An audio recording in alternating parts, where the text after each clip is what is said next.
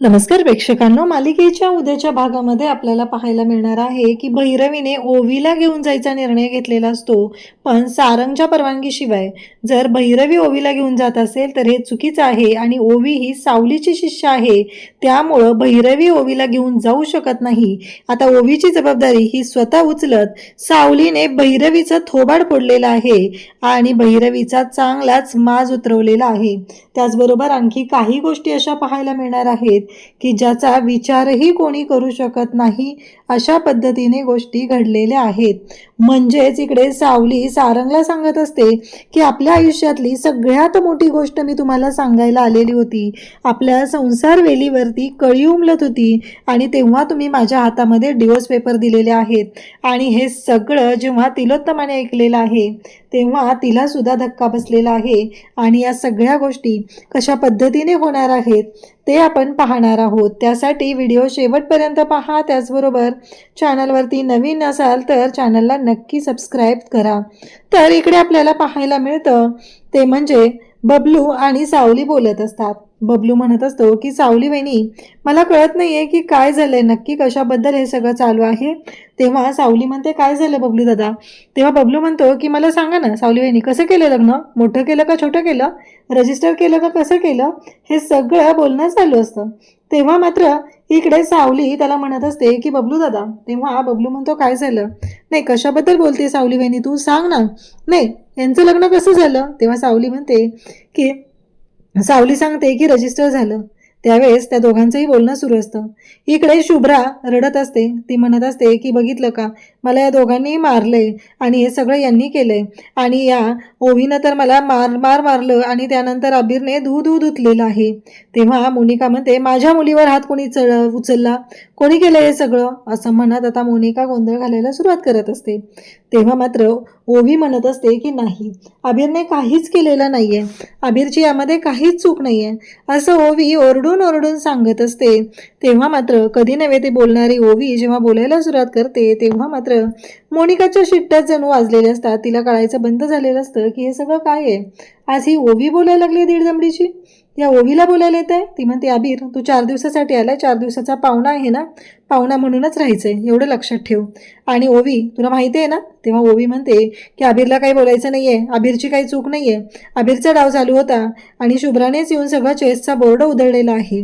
आणि इकडे आता मोनिका जेव्हा शुभ्रावर इकडे ओवीवरती हात उचलत असते तेव्हा सावली तिथे येते आणि सावली बोलायला सुरुवात करते बाद झालं, आतापर्यंत खूप झालंय, खूप वेळा ऐकून घेतलंय, पण नाही, आता हे जे काय तुम्ही करताय ते चुकतंय तुमचं, तुम्हाला कळतंय का.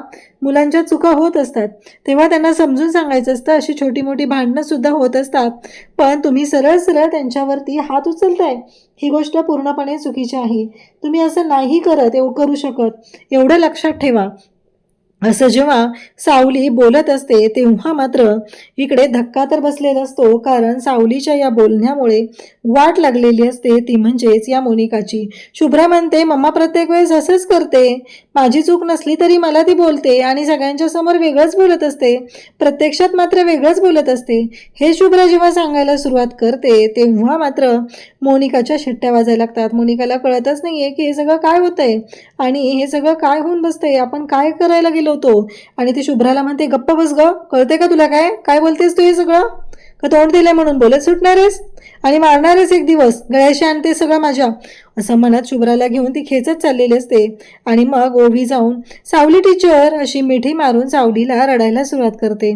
खरं तर बिचाऱ्या ओवीची यामध्ये काहीच चूक नसते, पण तिला मात्र ओरडा खावा लागलेला असतो आणि ती मात्र रडत असते. ती म्हणत असते की माझं काहीच चुकलेलं नव्हतं, तरीही त्या मला ओरडतात आणि हे नेहमीच झालंय, ते नेहमीच मला ओरडत असतात, असं ओवी सांगत असते. आणि नेमकं त्याच वेळेस आता सावलीच्या लक्षात येतं की काय गोंधळ झालेला आहे आणि कशा पद्धतीने गोष्टी घडलेल्या आहेत. हे लक्षात आल्यानंतर सावली मात्र म्हणत असते की काळजी करायची अजिबात गरज नाही, मी आहे ना बाळा तुझ्याबरोबर, त्यामुळं आता कोणत्याही गोष्टीची तू काळजी करू नको. मग लगेच सुशीला तिथे येते आणि सुशीला ओवीला जवळ घेते आणि म्हणते ये बाळा आईकडे ये, असं म्हणत तिने ओवीला जवळ घेतलेलं असतं. तर इकडे बबलू त्याचबरोबर हे मंडळ सगळं गोळा झाले. कारण आता यांनी तर नाटक केलेलं आहे. आता नाटक केलंय म्हणजे ते नाटक अंगलट पण येणार असतं ना. आता त्या नाटकाचा पर्दाफाश तर इतका विचित्र पद्धतीने होत असतो की यांना कळायचंच बंद झालेलं असतं. आणि मग इकडे बबलू म्हणतो, ती सावली वहिनी काही सांगता येत नाही कधी काय विचारेल आणि काय करेल ते. खरं तर ना मगाशीच मीच सापडलो असतो. ती मला किती हजार प्रश्न विचारत होती. सारंगदादाचं लग्न कसं झालंय, मग छोटं झालं का मोठं झालं, काय काय केलं, हे सगळं ती विचारत होती. मी कसं बसं सावरून नेलंय आणि तुम्हीही ते सांगायचं रजिस्टर लग्न झाले, कळतंय का, असं म्हणत आता तो सगळ्यांनाच तिथे सांगत असतो. तेव्हा मात्र आता बबलू म्हणतोय की माझ्या डोक्यात एक विचार आलाय. आपण काय करूया माहिती का, सुशीला ताईंना जे आहे ना ते आपण केससाठी बाहेर गेलेत म्हणून सांगूया. कसं आहे माहिती आहे का, त्या जर का बाहेर गेल्यात हे कळलं तर सावली वहिनीचे प्रश्नच बंद होतील, असं हे सगळ्यांचं बोलणं चाललेलं असतं. आणि तेव्हा मात्र आता सगळेजण तिथं बोलत आहेत, सगळ्यांच्या डोक्यात विचार चालू झालेले असतात. आणि मग मात्र सावली म्हणत असते की हे सगळं काय आहे, म्हणजे मला कळतच नाही आहे सारंग.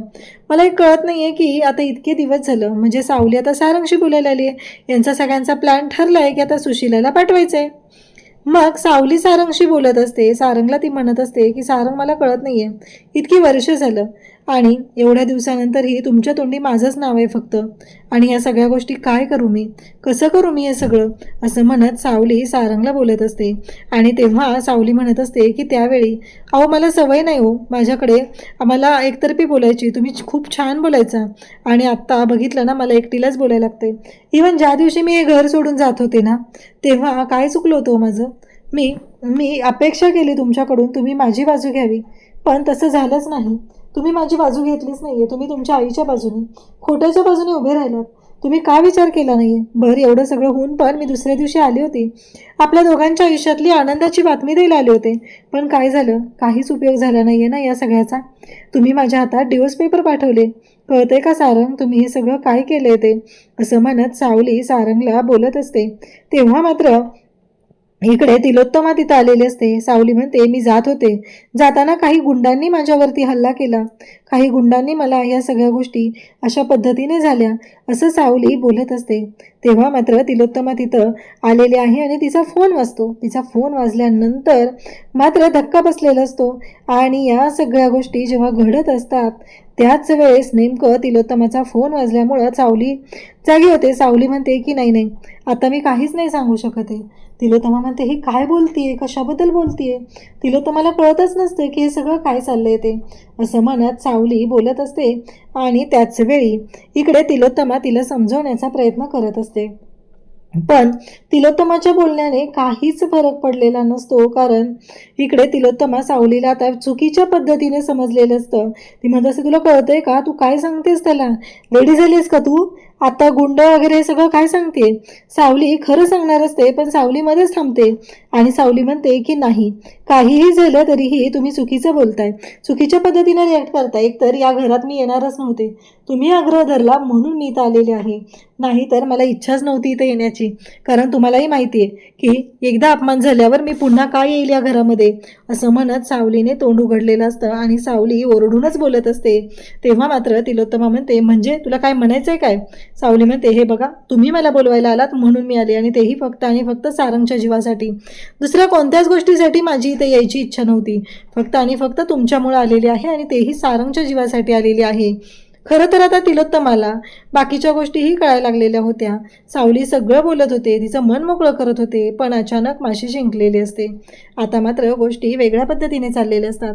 इकडे तिलोत्तमा त्याचबरोबर सगळेजण आता टेन्शनमध्ये आलेले असतात. आणि त्याचबरोबर हे सगळं जेव्हा घडत असतं तेव्हा मात्र इकडे आता सुशीला आणि अमृता दोघीही विचार करत असतात की आता करायचं काय. सावलीला तर लगेच संशय आलेला आहे आणि या गोष्टी सोडवायच्या कशा हा प्रश्न उभा राहिलेला असतो. आणि त्याचवेळी दोघीही बोलत असतात मला तर कळतच नाही आहे, तर मी पकडले गेले तर, असं आता हिच्या डोक्यात सुरू झालेलं असतं. आणि मग मात्र इकडे अमृता म्हणत असते अगं असं काय करतेस तू, पकडली कशी जाशील तू. तेव्हा ती म्हणते नाही हो मला तर खूप भीती वाटते, मला कळत नाही आहे की मी पकडले गेले तर काय करणार ना. तेव्हा मोनिका तिथे येते आणि तुमचं सगळं काय चाललंय, तुम्ही दोघी कसल्या विषयावर बोलत बसला इथे. तिथे आईंचं नावली सावलीचं खूप मोठं भांडण झालंय, तुमच्या लक्षात पण येत नाहीये का, कारण इतकं मोठं भांडण झालंय आणि आई सावली ती घर सोडून चालली आहे, काही उपयोग नाही आहे तुमच्या दोघींचा, आता बसा, असं म्हणत तिला बोलायला सुरुवात करते. तेव्हा मात्र मोनिका म्हणते की आता हीच संधी आहे तुम्हाला दाखवून देण्याची. सुशीला, तू बघ, तू सारंगची बायको असल्याचं नाटक कर, हातापाया पड. तेव्हा अमृता म्हणते बरोबर आहे. आज पहिल्यांदा मोनिका बरोबर बोलते. तेव्हा मोनिका म्हणते मी नेहमीच बरोबर बोलते, तुम्हाला वाटत नसतं तर तुमचा प्रॉब्लेम आहे ना, असं म्हणत ती बोलायला सुरुवात करते. इकडे मोनिका सांगत असते की हे बघा, मी प्लॅन सांगते, त्या पद्धतीने गोष्टी करायच्या आहेत, असं म्हणत तिने प्लॅन सांगायला सुरुवात केलेली असते. आणि त्याच वेळी सुशीला म्हणते की अहो मला कसं जमेल हे सगळं, मला नाही जमू शकत, हे कसं शक्य आहे, माझ्याकडून नाही होऊ शकणार हे, असं सुशीला सांगत असते. आणि तेव्हा मात्र या दोघीजणी म्हणत असतात की हे करावं लागणार आहे, कारण जे नाटक केलं होतं त्या नाटकाचाच हा एक भाग आहे आणि त्यामुळे ह्या गोष्टी कराव्याच लागणार आहेत. सावली भयानक चिडलेली असते. अबीर आणि ओवी दोघंही ड्रॉइंग करत बसलेले असतात. सावली तिथे येते आणि अबीरला म्हणते की चल, आत्ताच्या आत्ता चल, आपण इथे थांबणार नाहीत, आपल्या घरी चाललं. तेव्हा तो म्हणतो की काय झालं, आजोबांचा कॉल आलेला का, आजोबांनी बोलवलंय का. त्यावरती सावली म्हणते की बाद झालं, तुला सांगितलंय ना एकदा, चल, प्रश्न विचारायचे नाहीत. आता हे सगळे हॉलमध्ये येऊन थांबलेले असतात.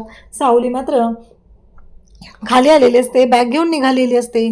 तर इकडे सुशीला मात्र रडायला सुरुवात करते. अहो सावलीताई, माझ्या नात्याचा कुठल्याच गोष्टीचा मी विचार केलेला नाही आहे, कारण तुम्ही माझ्यासाठी खूप महत्त्वाचे आहात, माझा नवरा माझ्यासाठी महत्त्वाचा आहे. सारंगला जर काय झालं तर कसं होईल माझं, कारण तुम्ही विचार करा ना, आता तुमच्याच गोष्टींना ते रिस्पॉन्स करत आहेत, आता माझ्यासाठी काहीच महत्त्वाचं नाही आहे. तिलोत्तमा म्हणते काय चाललं तुझं. तेव्हा इकडे सुशीला बोलायला सुरुवात करते, आई असं काय करताय हो तुम्ही, अहो मला कुठल्याच गोष्टीची गरज नाही आहे, माझा नवरा जिवंत होणं गरजेचं आहे. इतक्या दिवसानंतर कसे तरी आज सावलीताईंच्या हातून त्यांनी 2 घास खाल्ले आणि आता हे सगळं काय होतंय, तुमच्या लक्षात येते का. सावलीताई, मी तुमच्या पुढे पदर पसरते, पाया पडते तुमच्या, पण तुम्ही जाऊ नका, माझ्या नवऱ्याला तुमची गरज आहे. मोनिकाला मात्र खूप छान वाटत असतं, कारण तिचा प्लॅन वर्क होत असतो, तिच्या मनाप्रमाणे गोष्टी घडत असतात, म्हणून मोनिका मात्र खुश झालेली असते. त्याचवेळी तिलोत्तमा म्हणत असते तिला कळतच नसतं सुशीलाने काय नाटक वटवलेलं असतं, जणू काही खरंच ती सारंगची बायको आहे. खरंच प्रेक्षकांनो, हात जोडून काय सावलीच्या पुढे उभे असते, सावलीताई सावलीताई. सावली तर एवढीशी, ती एवढी मोठी सुशीला हात जोडून पाया पडत असते, म्हणत असते की हे सगळं जे काय ना ते माझ्यामुळे झालंय, माझा नवरा माझ्यासाठी खूप महत्त्वाचा आहे, प्लीज तुम्ही ऐका ना सावलीताई, असं नका ना करू, प्लीज जाऊ नका ना, तुम्ही ऐका ना माझं, असं म्हणत ती रडत असते. आणि त्याचवेळी सावली मात्र विचार करत असते. सावली म्हणते की नाही, हे कसं शक्य आहे, असं सावली सांगण्याचा प्रयत्न करत असते. पण इकडे सुशीलाने अक्षरशः सावलीचे पाय धरलेले असतात. माझ्यासाठी हो, माझ्या नवऱ्यासाठी, माझ्या कुंकवासाठी एवढं करावं, माझा नवरा माझ्यासाठी खूप महत्त्वाचा आहे, असं म्हणत तिने पदर धरलेला आहे. आणि त्याच वेळी सावली म्हणते की ठीक आहे. आता सावली थांबायला तयार झालेली असते.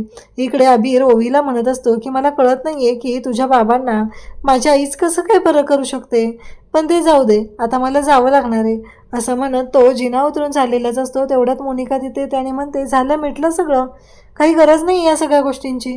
इकडे सावली अमृताबरोबर बोलत असते. ती अमृताला म्हणत असते की अमृताताई, अमृताबाईनी, तुम्हाला माहिती आहे का, खरंच सारंग खूप नशिबान आहे, तो एवढी समजूतदार छान बायको त्यांना मिळाली, असं म्हणत ती कौतुक करायला सुरुवात करते, ते म्हणजे सुशीलाचं. आणि इकडे सावली आणि अमृता दोघीही बोलत असतात. आणि त्याच वेळेस इकडे आता भैरवी आली आहे आणि भैरवीने मोनिकाला सांगितलं आहे की जा ओवीला घेऊन ये, पहिलं ओवीला घेऊन ये, असं ती मोनिकाला सांगत असते.